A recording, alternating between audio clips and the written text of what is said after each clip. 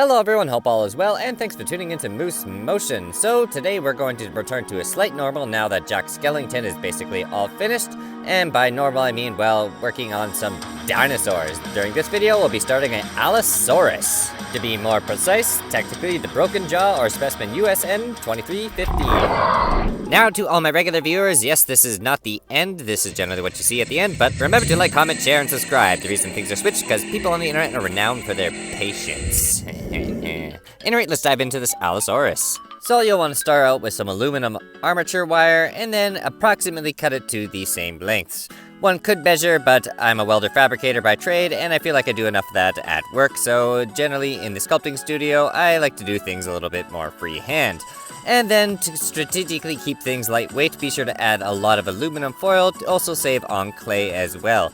Now, the big thing about doing theropods is they've got that stature at the front that's really awkwardly front heavy, so you definitely want to keep that front as light as possible, especially if you're going to make this an actual stop motion doll, and that's the purpose behind this build. And then once you get your aluminum foil in place, you're going to want to add some hoops for future joint connections. So these will be where your legs are going, as well as the arms. And I like to use the cram it in the hole technique to make sure your armature wire slides in there, because it's a little frustrating with this armature doll flopping around all willy-nilly. So what I'm going to do is add a little bit of clay here to keep things, well, a little bit more stable before the baking process. This is generally kind of a pain in the butt because things are going to be moving around quite a lot, so you're going to want to make sure your proportions are nice and even, and there's generally a lot of off-camera work to make sure everything stays nice and scale.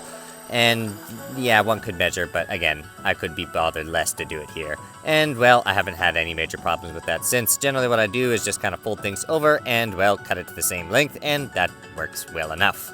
And generally what I like to do for the actual joint connection part is just take that piece of armature wire and tie it around in a nice little tight hoop and around the other hoop. So a loop within a loop.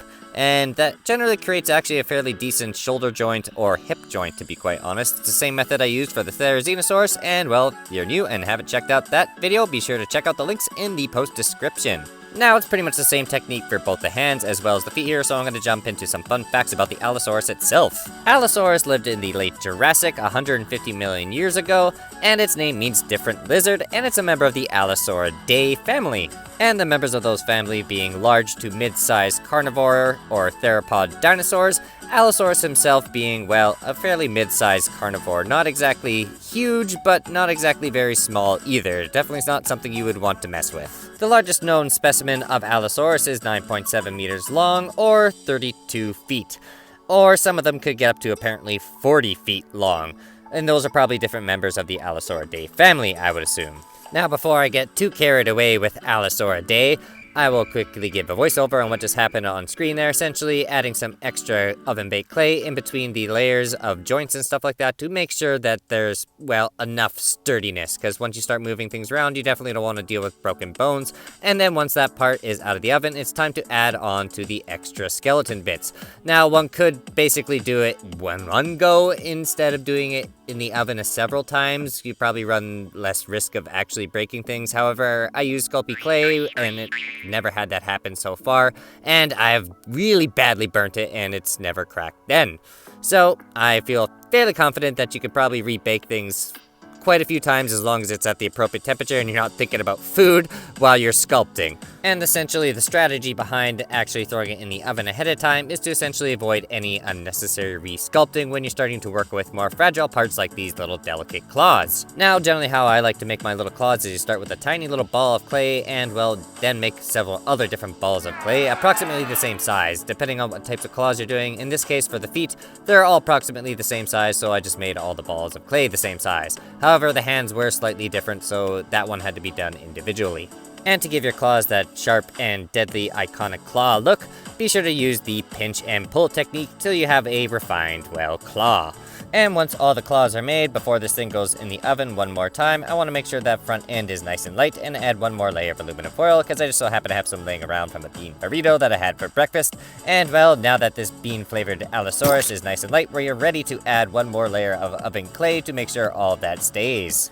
Now, the important thing about slapping this layer of oven clay on is to make sure that there's no air pockets, and that's a general rule of thumb you want to make sure you're doing for anything you're going to be sticking in the oven, because, well, if there's air pockets, then air has a bad habit of expanding, and then you're gonna have to spend many hours either resculpting or gluing things down and performing tiny surgery, and no one wants to do that. Anyway, now it's time to move on to the skull of the Allosaurus, probably one of the coolest parts about this thing. Now, oddly enough, the Allosaurus itself actually had a fairly weak bite force. It was only around 2100 newtons, which is really low if you take it into consideration that technically a leopard has 200 more newtons than a Allosaurus did. However, the skull was made for one interesting thing that the scientists definitely weren't expecting, and upon, well, studying the impact zones of the skull, they found out that the top half of the skull could handle up to 50,000 newtons. Anyway, more on that later, because there's quite a few different scientific theories behind all that. Now I'm going to give you a quick once-over on skull manufacturing. So to start out with your, well, skull, considering we're already on fine details, essentially you want to start with a blob and kind of shape that into a semi-skull shape, and then add refined details. What I like to do is generally add a bunch of different muscle attachment points, so I can have a skull that is accurate as possible, and when it comes to adding muscle layers on, it looks a lot better in the long run. At least, that's what I'd like to tell myself, because most of this work isn't going to be seen. You probably don't necessarily need to make your skull as detailed as this, but I just kind of personally really enjoy it, so I'm going to do it anyway. And, well, if one wants to do that, you basically have to have a large amount of patience and use a large amount of, well, long, thin strips of clay or wormy dealies, and then strategically mush them into place, which is essentially the same technique used for the horns, which is very also close to the claws, which was the pinch and pull technique. Now, back in the oven. Now we're going to start working on the lower jaw and a little bit more on the actual specimen that we're building here. Now the specimen number USNM 2315, which was mentioned at the very beginning of the video, and some of you are probably a little confused as to why I mentioned that. Well, the reason I mentioned that is because this specimen is actually a very, very cool fossil find. And, well, it has a quite interesting story behind it. Now, the Allosaurus that I'm basing this sculpture off of, well, had a rather rough life to say the very least. Unfortunately, it had a shattered jaw and was really unrecognizable for quite a few years. It was found in 1883, so not exactly the best year for paleontology, because, well, our knowledge was fairly limited still, as well as our technology. But with the help of modern technology, mainly CT scans, paleontologists and scientists were able to determine that this was a Allosaurus specimen, and, well, boy did it ever have a story to tell. Now, the story was really popularized by, well, the series Dinosaur Revolution, and if you haven't seen that, I highly recommend it. It was definitely a very good watch for me personally, and, well, is the inspiration behind this build, basically. Now, this character, or Allosaurus, is known as the Broken Jaw Allosaurus on the internet, and his episode that he was in the Dinosaur Revolution is known as the Watering Hole. So be sure to go check that out if you haven't seen it, and if you have, well, be sure to let me know in the comments below what you think, and perhaps we can have an open discussion on future animation projects for this character, because, yeah, he was tough, to say the very least. Not to mention, these teeth were very tough to put in. This took, well, over 2 hours to put those teeth in. And now we're going to move on to some glamour shots and a quick rundown and some interesting facts that I didn't have time for along the way. And seeing her on the subject of teeth, I'll get that out of the way quick. This Allosaurus in particular probably had a few less teeth than the actual other known specimens, but on average, Allosaurus had about 70 teeth, around 4 inches.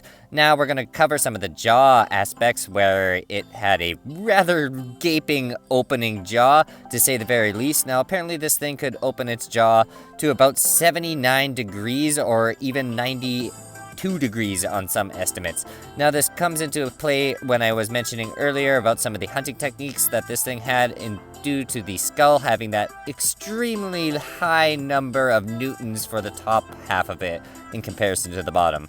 Now it's thought that the Allosaurus basically used its head like a hatchet to hunt, which is a pretty terrifying technique if you really think about it, and if it was, well, true, it definitely wouldn't be a very pleasant way to go. However, there is no exact fossil evidence to prove this fact, but it's pretty cool to think about. Now, I do have a lot more interesting facts I definitely would like to share with you all later on, but that's going to have to save for part 2 of the build, which will be the final episode in this build series for this little Allosaurus, where we'll be adding, well, the plasticine and all fine details. So during this video, we basically made the actual armature wire frame, which is basically the most vital part for most stop-motion dolls. Now, I do apologize for being a bit behind schedule on this video. Unfortunately, that's kind of a recurring theme of this channel. Now, in order to avoid that from happening again, I'm going to get right back into it, so take it away, Milton. Hello everyone, hope you're all doing well, and thank you for tuning into Moose Motion. Be sure to like the video if you enjoyed the content, comment below what you think, share with your friends, and perhaps consider subscribing if you're new, and be sure you have your post notifications turned on so you don't miss any of the new content.